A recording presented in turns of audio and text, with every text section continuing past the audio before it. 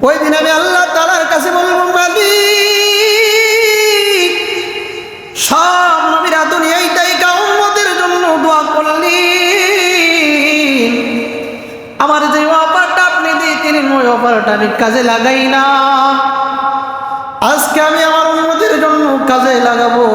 ও মালিক, আমার উম্মতের জন্য আমি দোয়া করি, আমার যে সমস্ত উম্মতেরা জাহান্নামে হয়ে গেছে তাদেরকে জাহান্নাম থেকে মুক্তি দিয়া সমস্ত উম্মতকে জান্নাতবাসী বানায়া দেয়। ওই দোয়াটা আমার নবী যে আখিরাতের ময়দানে মাহশরের জন্য রেখে দিলেন।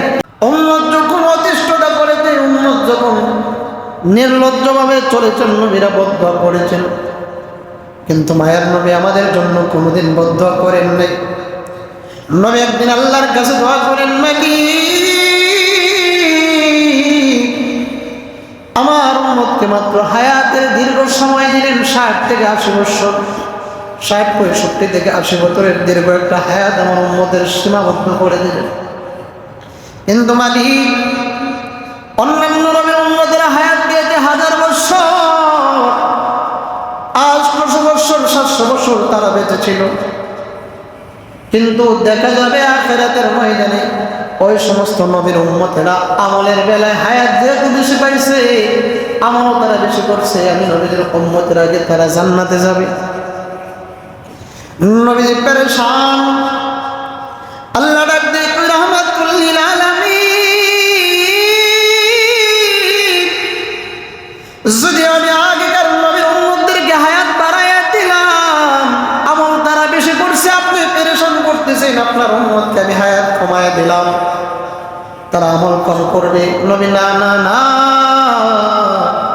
আপনার উম্মতদের জন্য আমি আল্লাহ এমন একটা রাত্র দিলাম, ওই রাতটা জাগ্রত তাইকা যদি আপনার কোন উম্মত যদি ইবাদত করতে পারে, ওই রাতের আমল আর সওয়াব এত বরকতপূর্ণ ফজিলত আমি আল্লাহ দেব, একটা রাত 1000 মাসের চাইতে বেশি ফজিলতপূর্ণ হবে। আল্লাহ ডাক দেন, নবী,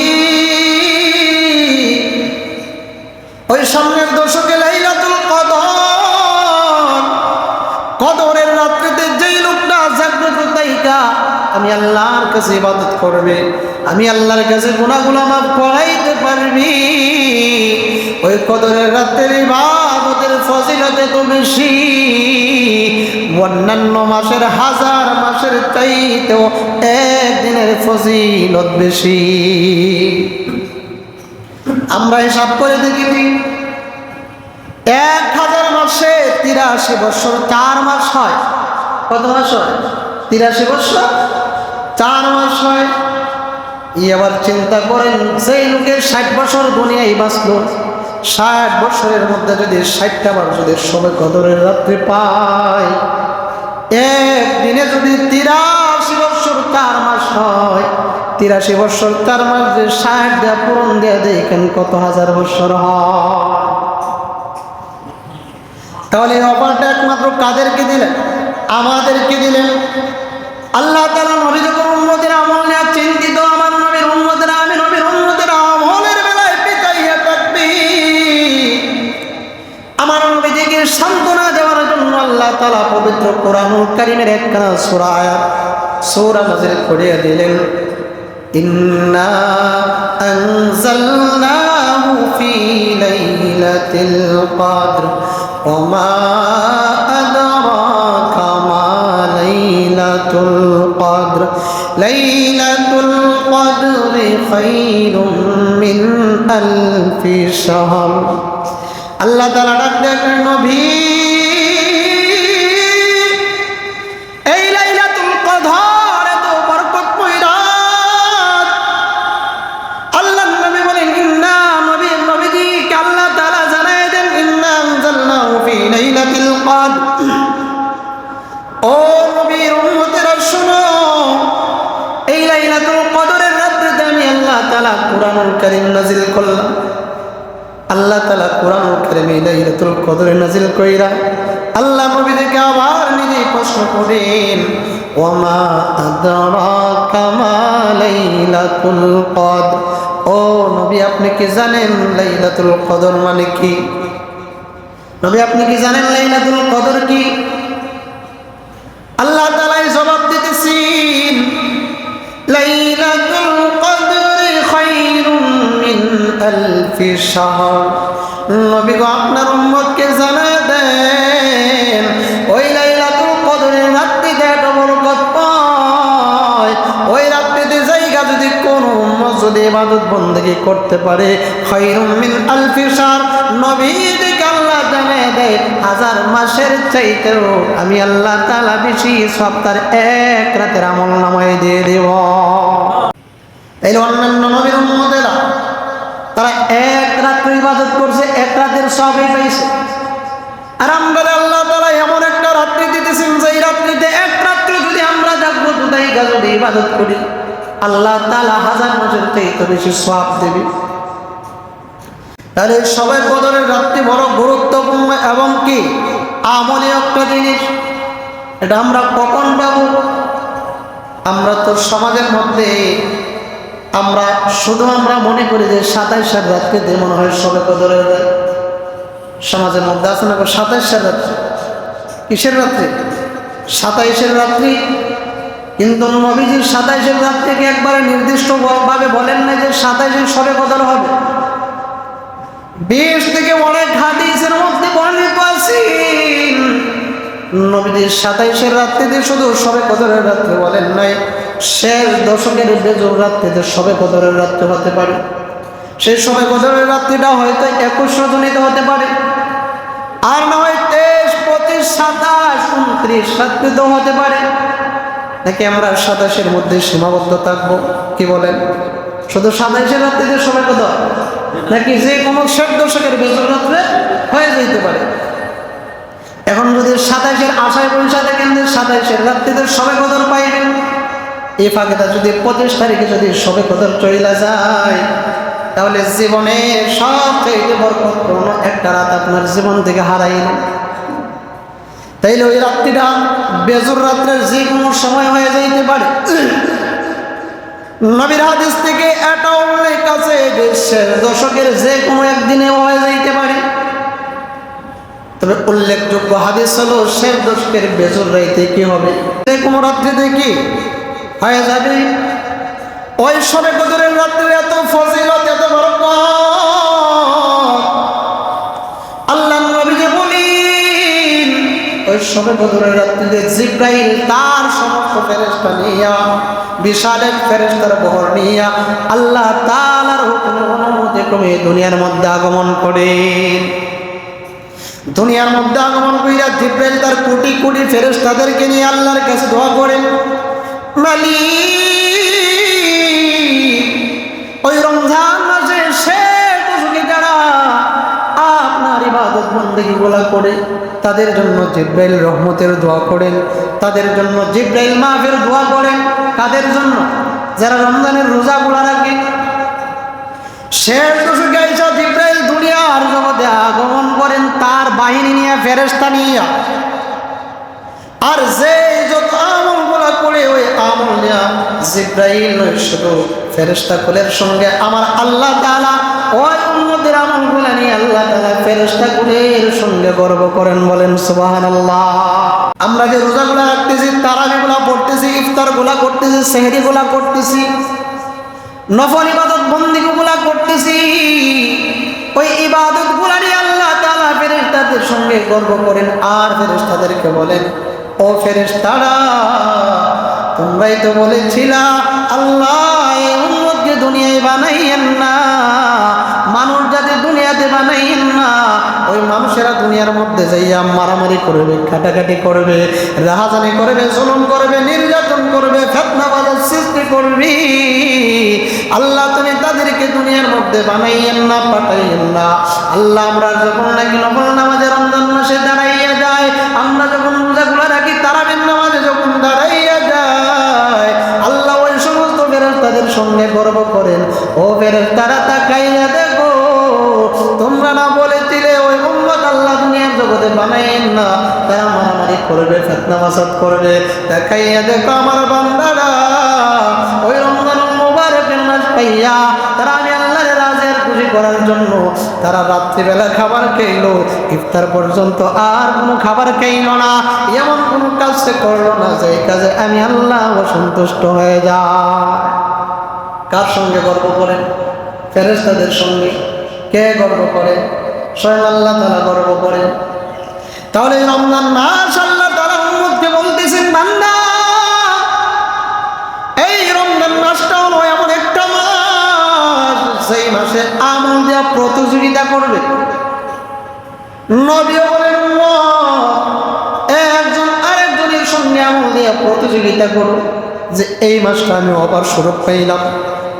এই মাসে যদি একটা নফল আদায় করে ফরজের সব পাইব, তাহলে এই মাসে একজনের চাইতে কে বেশি আমল করতে পারে প্রতিযোগিতা করতে হবে।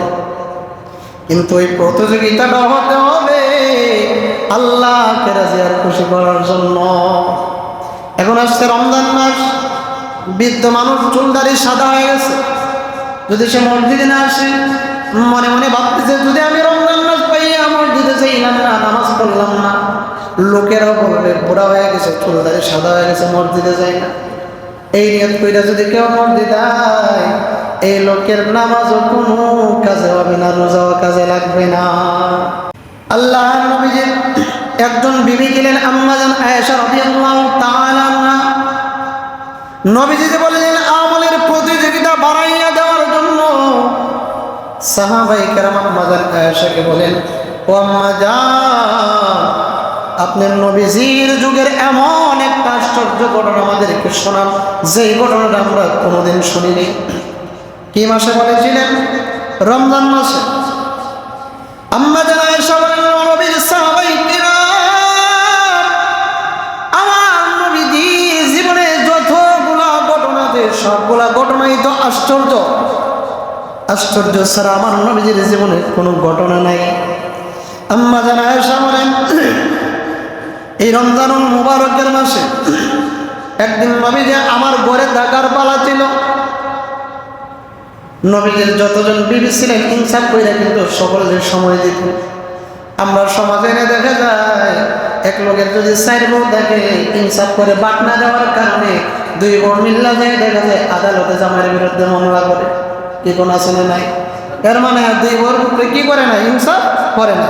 আমার নবী তো ছিলেন ইনসাফওয়ালা নবী। আম্মা জান আয়েশা একদিন আমার ঘরে থাকার পালা ছিল। নবী ডাক দিয়ে কয়, আয়েশা তুমি আমারে ছাড়ো। নবীজিকে ছাড়লেন।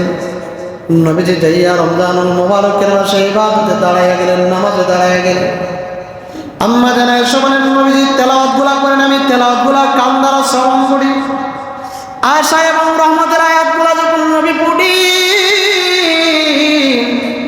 আল্লাহর নবী দোয়া করেন, মালিক আয় আল্লাহ উম্মতের উপর রহমত নাজিল করেন, আয় আল্লাহ আমার উপর রহমত নাজিল করেন। আর যখন মাগফিরাত জাহান্নামের আয়াত যখন আসি, নবী আমার কান্না করে বলেন, মালিক আমারে জাহান্নামের আগুন বিপদ আপদ থেকে মুক্তি দেন। নবী নামাজের দাঁড়ায় দাঁড়ায় কান্নাগুলা করেন।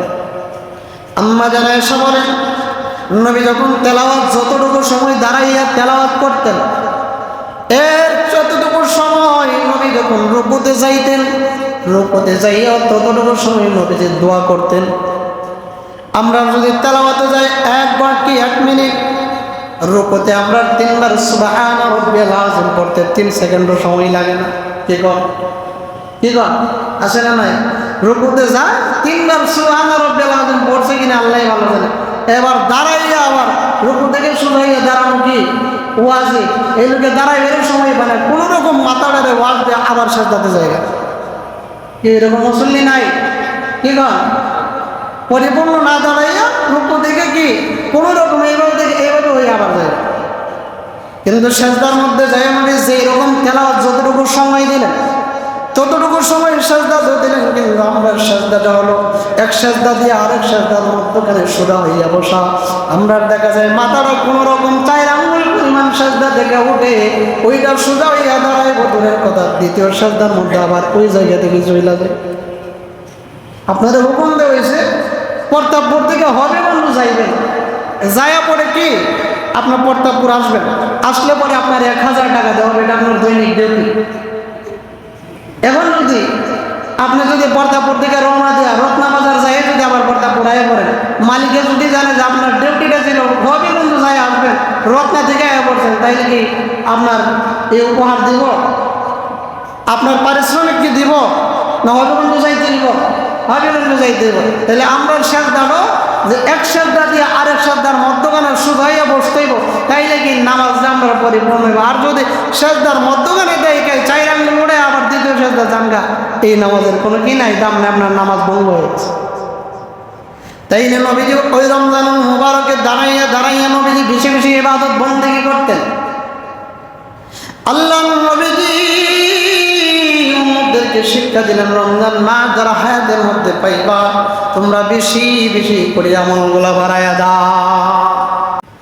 তাইলে আজ মনে হয় আমাদের 17 রমজান চলে যাইতেছে মাগফিরাত, এরপরে শেষ দশকে আসতেছে শবে কদর।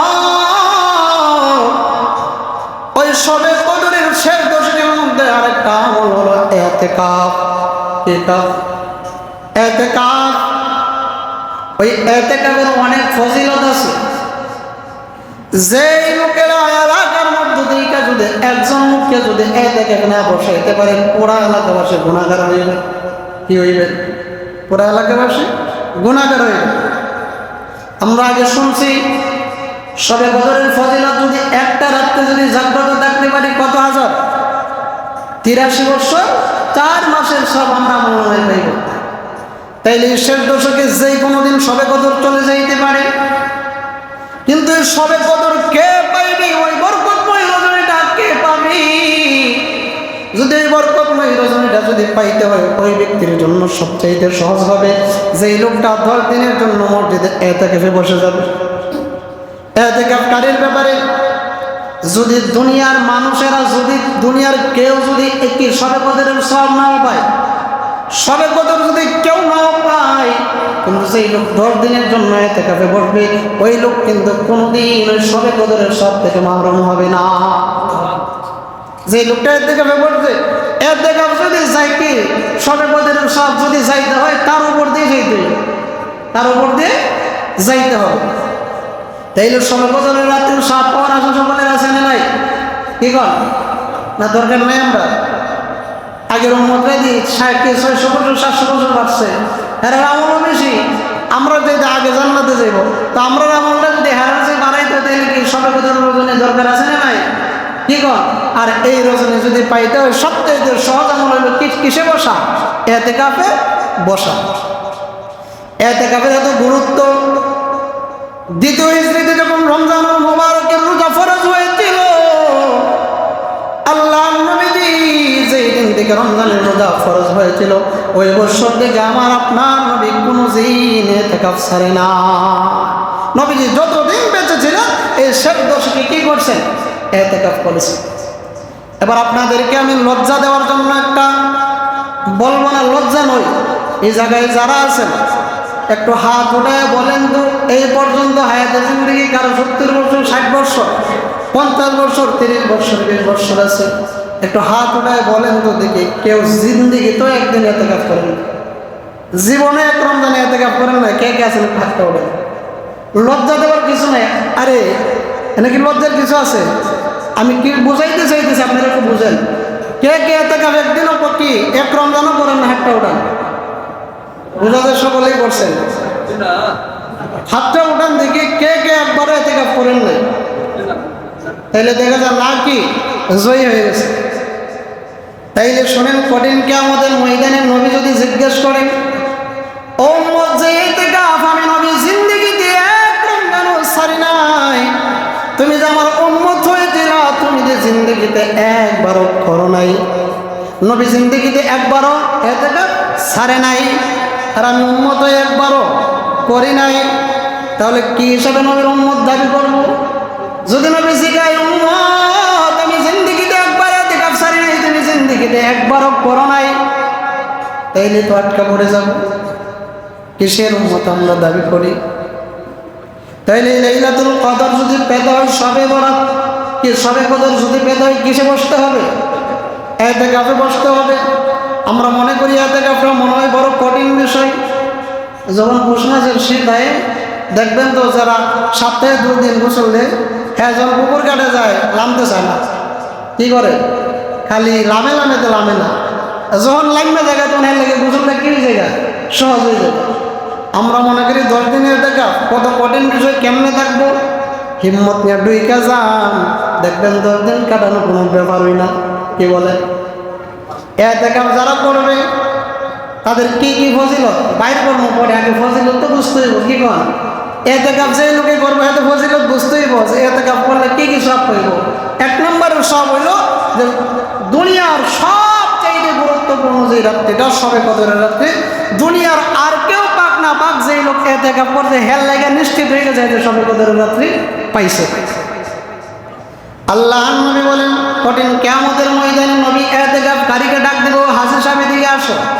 কি বলে ডাক দেবে? হাজী সাহেব এদিকে আসো।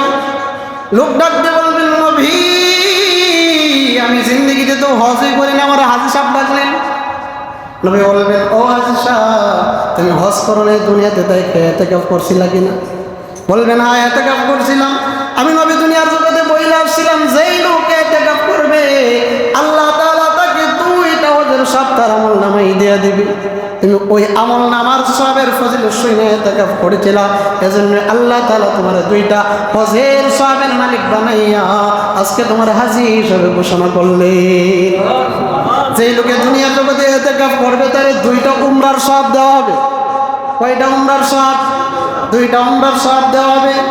আল্লাহ নবী কঠিন কিয়ামতের ময়দানে এতেকাফকারীকে ডাকবেন, ও যুদ্ধের ময়দান 40 দিন যাবত পাহারা দেওয়ালা লোক একটু আসো। আমরা তো যুদ্ধের ময়দানে দেখলেই ভয় পাই। ওই দিন আমি আপনি বললো নবী গো যুদ্ধের ময়দানে যাইব দূরের কথা, হুজুররা যদি নবীর বিরুদ্ধে কথা বললে, যদি আন্দোলনে ডাক দিয়েছে আন্দোলনে যাইতে ভয় পাইছে, জিহাদের ময়দানে যাইব কোন সময়? জিহাদের ময়দানে তো যাইতেই পারি না, আপনি আমারে ওই যুদ্ধের ময়দানের পাহারাদার বলতেছেন। নবী ওই দিন ডাক দিয়ে বলবেন উম্মত তুমি রমজানের শেষ দশকে একবারে এতেকাফ করছিলা কিনা? বলে হ্যাঁ করছিলাম।